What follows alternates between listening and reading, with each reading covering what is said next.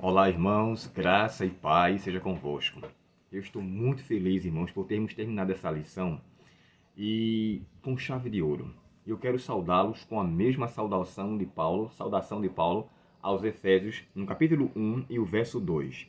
Que Deus, nosso Pai, e o Senhor Jesus Cristo lhes dê graça e paz. Você vê que eu sempre começo falando isso. Graça e paz seja convosco. Essa é uma forma paulina de como é que se diz, ele iniciar suas cartas. Ele sempre o fazia dando aquela recepção bem calorosa. Haris é o termo graça no grego, então ele estava saudando os gregos, como também shalom, que é a expressão paz, dos quais ele estava saudando ambos. E quando eu falo aqui, eu sei que pessoas que não são adventistas também assistem o meu vídeo, mesmo que não tenha lição de escola sabatina. Mas uma vez que fazem parte do assunto da Bíblia, eles não se interessam e eu louvo a Deus por isso. E aqui Paulo então diz isso, né? Que Deus nosso Pai e o Senhor Jesus Cristo lhes conceda graça e paz. E isso é feito através do Espírito Santo. Mas na carta de hoje, irmãos, vamos nos ater ao capítulo 5 de Efésios. E eu vou separar aqui, para não ficar uma coisa muito extensa, o capítulo 5 ele é muito rico. E eu já falei para vocês que essa carta é a carta dos relacionamentos. E no capítulo 5 e 6 a gente vê isso com mais eficácia, só que falando mais direcionado a um grupo específico, como pais e filhos, maridos e esposas, pais e filhos, servos e senhores. E assim ele desenvolve o capítulo 5 e o capítulo 6. Mas um ponto que merece vamos dizer assim, grande importância, um ponto que eu gostaria de salientar, é o verso 1 ao 14. Paulo aqui faz uma exortação à pureza. Olha como é que ele começa aqui, ó. Portanto, como filhos amados de Deus, imitem-no a Cristo em tudo. Vivam em amor, seguindo o exemplo de Cristo, que nos amou e se entregou por nós como oferta e sacrifício de aroma agradável a Deus. Que não haja em vocês imoralidade sexual, impureza ou ganância. Esses pecados não têm lugar no povo de Deus, no povo santo de Deus. As histórias obscenas, as conversas tolas e as piadas vulgares não são para vocês. Em vez disso, sejam agradecidos a Deus. Podem estar certos de que nenhum imoral, impuro ou ganancioso que é idólatra herdará o reino de Cristo e de Deus. Então, assim, o primeiro ponto aqui, do verso 1 ao verso 14, Paulo pede para que haja uma entrega e ele exorta a uma pureza. Do verso 15 ao verso 21, Paulo fala de dois pontos cruciais que guerreiam na mente humana, a loucura e a sabedoria. E ele começa dizendo assim, ó, portanto, sejam cuidadosos em seu modo de vida. Não vivam como os insensatos ou loucos, mas como sábios. Aproveitem ao máximo todas as oportunidades nestes dias maus. Não ajam de forma impensada, mas procurem entender a vontade do Senhor. E aí ele começa a dar os conselhos, não se embriaguem, não faça isso.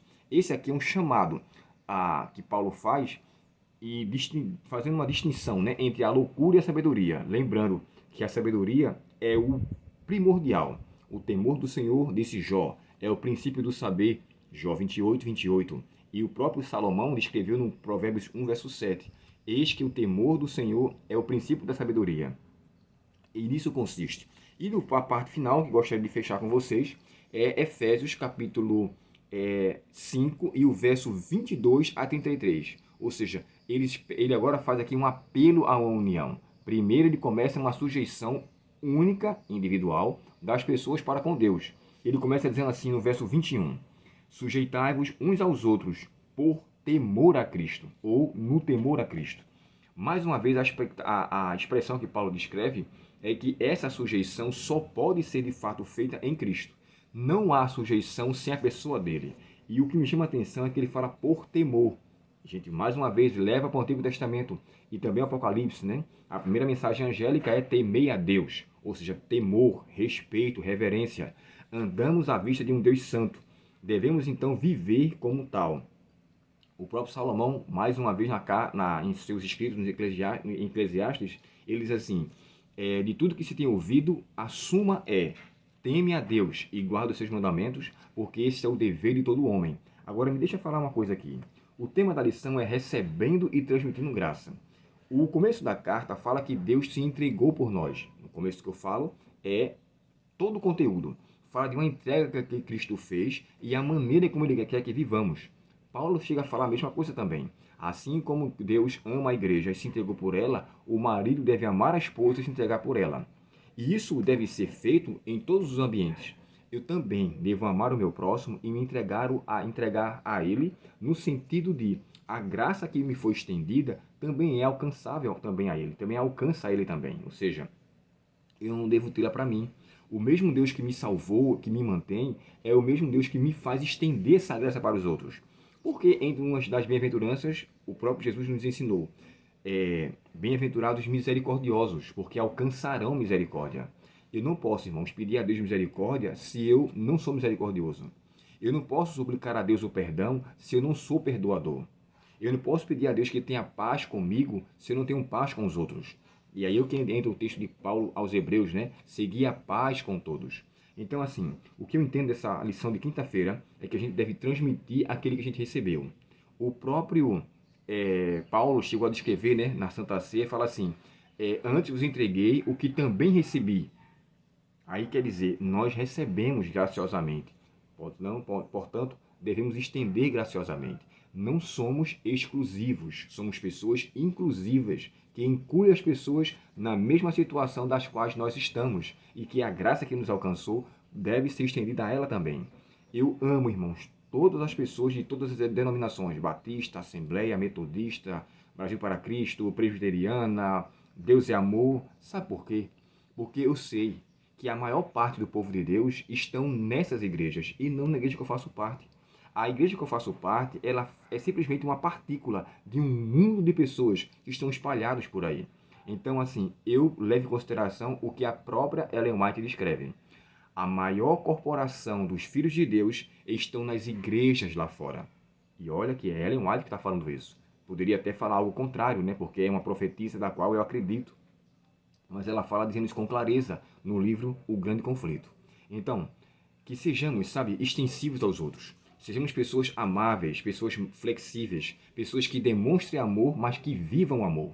Que aquilo que Deus fez por mim seja externalizado e que a graça de Cristo, que um dia me alcançou, alcance a outros também. Em nosso hino 191 do nosso Hinário Adventista diz assim: conforme a tua infinita graça, ó Pai, perdoa a minha transgressão. Faz-me sentir o teu amor infindo.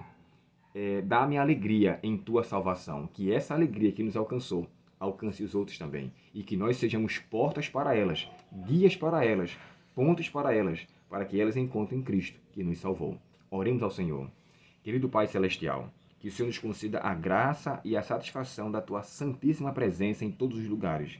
Que façamos valer, Pai, o estudo da carta de Paulo aos Coríntios, aos Efésios, especificamente no capítulo 5, e que nós possamos, Senhor, ser aquilo que o Senhor quer que sejamos. Dá-nos a tua paz e o teu perdão e permanece conosco, Senhor, te pedimos em nome de Jesus. Amém.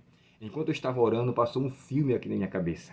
O hino Infinita Graça, do Hinário Adventista, o antigo, é 192.